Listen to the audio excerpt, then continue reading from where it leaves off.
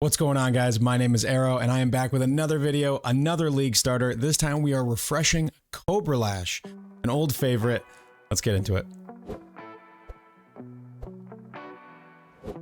So, Cobra Lash in 3.2.2, is it good? Absolutely. Was it nerfed by the Vengeance Cascade nerf? Absolutely.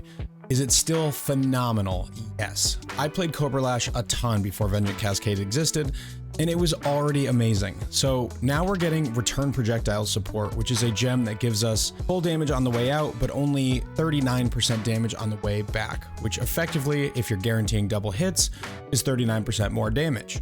Well, our sixth gem was Awakened Chain, which was only about 20% more damage because there wasn't a better option for it. It's one of the only builds I've ever played where the sixth link was kind of trash. But now we have a good damage link for our sixth link. So yes, Vengeance Cascade was a nerf, but now we don't need gold oils on league start. We can use return projectiles from early on, which is going to be really, really strong.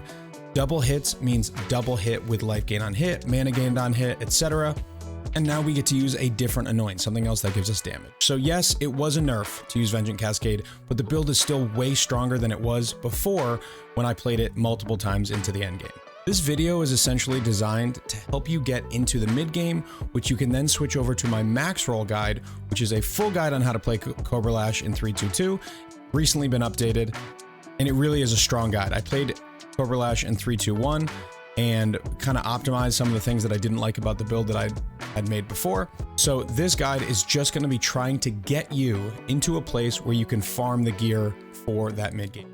So in this video, we're going to talk about how to get cluster jewels. I know a lot of people don't like getting cluster jewels, but I promise you they are so easy to make. You don't need perfect cluster jewels on league start. That is a common mistake. We're going to talk about hiccups you might run into along the way, how to upgrade your gear, and how to have a great time on league start. A lot of people have been asking me to refresh Cobra Lash, so here we are. Let's do it.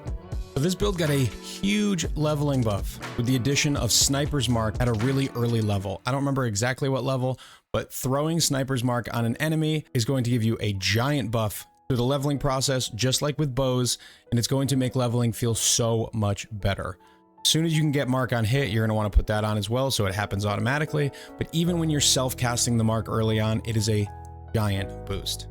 So let's jump into the PoE and talk about some of the issues that we're figuring out how to solve. So the first problem that you need to solve is projectiles. They added projectiles on the tree here and here, but Master Fletcher is only for bows, which makes this a little bit awkward.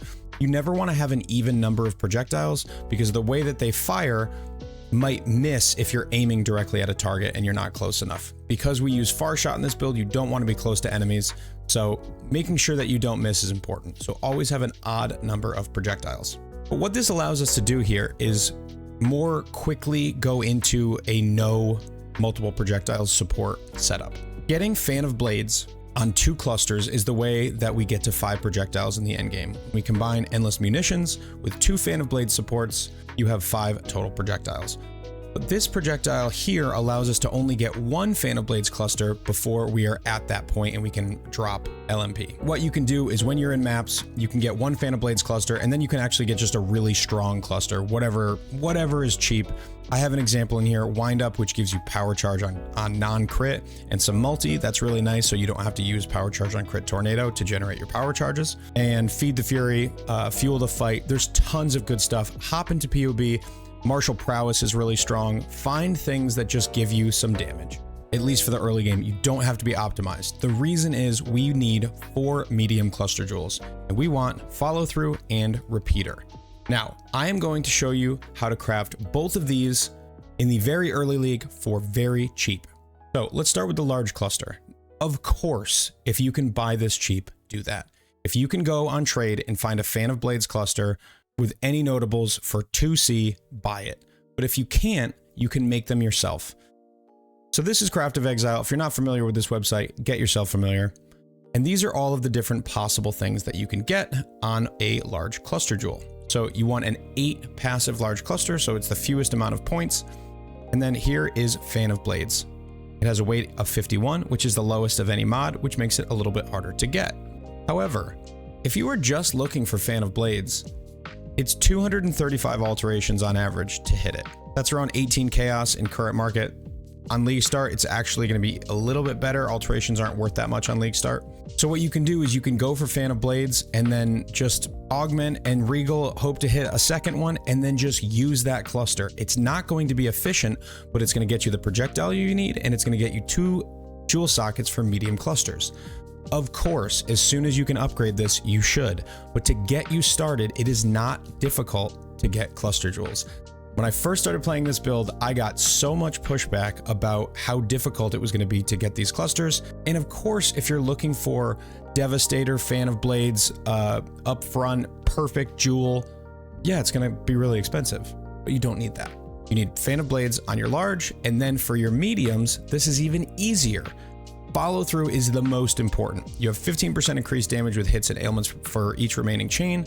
In this build, we're going to end up with 10. We used to have 13. We dropped Awaken Chain.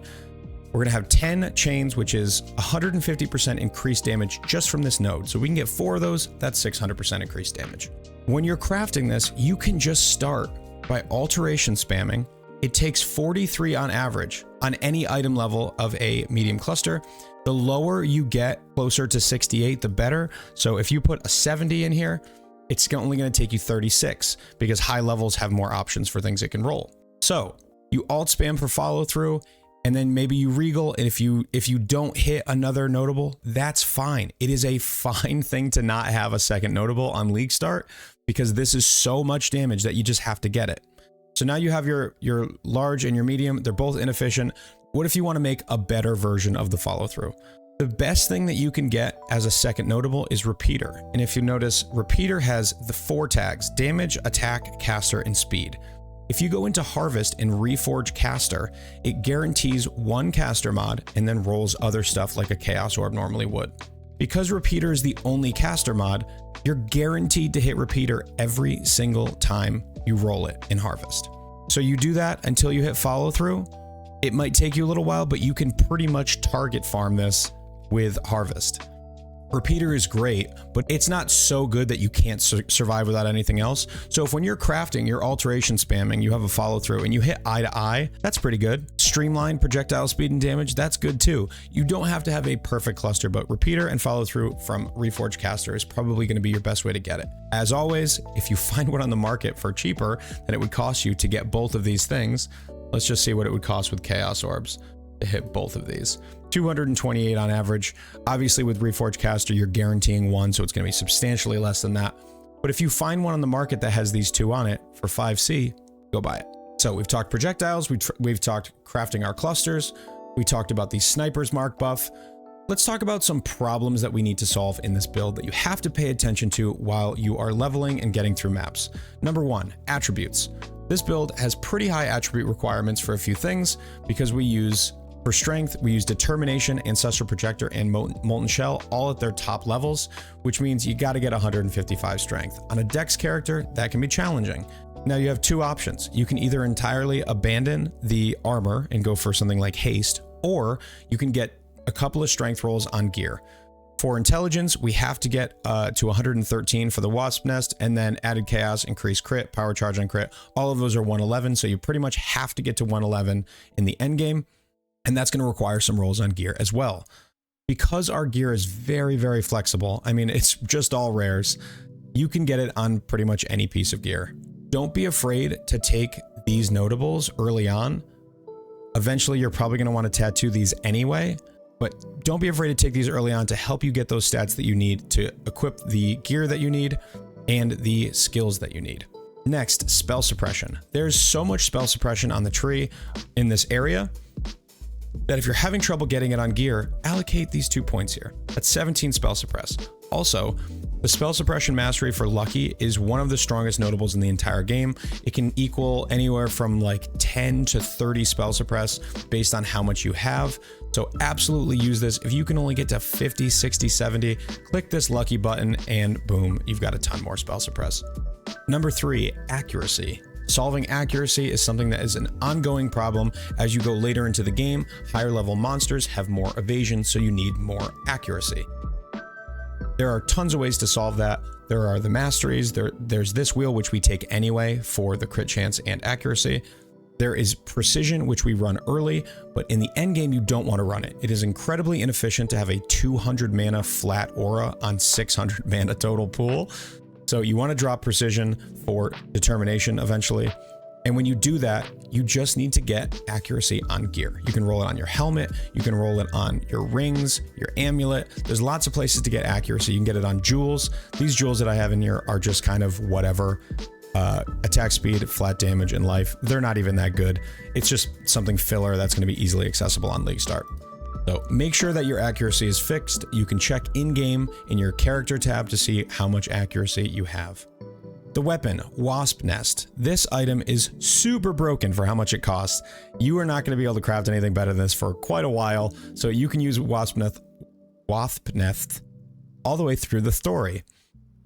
You can use the Wasp Nest Throat Stabber all the way through the story, through maps, and into the endgame because of this line. Attacks with this weapon deal 80 to 120 added chaos against enemies affected by 5 poisons. So we get chance to poison from the Cobra Lash gem and also from the Wasp Nest itself. So we're at, I think at 60%. There's also some other ways to get chance to poison that I don't think is necessary. But if you're attacking 8 times per second, you're going to get 5 poisons on the enemy pretty quickly. So that's a little bit of a ramp, but this is not a poison build. So you don't want to build around the poison, but just having poisons on the enemy gives you all this extra bonus damage. Also, really good attack speed, really good crit. This is just a phenomenal weapon for 1C, and it will be 1C. All prices are subject to change. Wasp Nest has been 1C every League Start since World War II, but could spike at any time. Content creators are not responsible for market fluctuations. Arrow reserves the right to rescind at any time any claims made about pricing. Should you choose to embark on this Cobra Lash journey, you are solely responsible for any and all costs associated herein. Arrow is not responsible for any costs, loss of enjoyment, or damages arising from your playing of this build. All federal, state, and local laws apply. Void where prohibited. See notes tab for details. So, returning projectiles is not in PoE yet. I cannot put it into any of my links, so it's a little bit annoying, but I just am putting notes into each link. So, for our 6th link, we have use returning projectiles in here. It'll be our 6th link down here. For the leveling gems, I don't believe you can get it until 38. So, when you're 38 and you have a 4 link, you use returning projectiles as your 4th link here. For your 5 link, same thing, use return projectiles down here. I think it's going to be far and away the best gem that you can get at that level, so I highly recommend it. Unfortunately, this build needs to use Wither Totems until you get the Nature's Reprisal, Forbidden Flesh and Flame. Now, these were really cheap last league. I don't know what they're going to cost this league. Who knows what builds are going to want to use them, but they were very cheap. I think a couple weeks into the league, I paid like 2 divines total. Now, this is not going to be available on League Start, but this is your goal. So until you get there, you have to use the Wither Totem setup. It's very unfortunate. It's very annoying. Don't level the Wither too high because you won't have the intelligence for it, but it doesn't really impact the Wither very much. You really only need to use these on bosses. I don't have these ticked, but when you reach a map boss, you click, and you pretty much double your damage from these 2 buttons.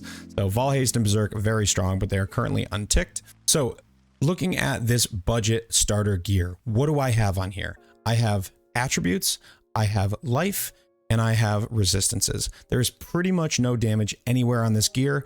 The only additional sort of things that we get is like accuracy on our helmet. I think you can get it on rings as well. There's a little bit of multi on this amulet. It's not going to change the build very much. It would probably only be a couple of damage points if you didn't have multi on your amulet, so don't worry about that.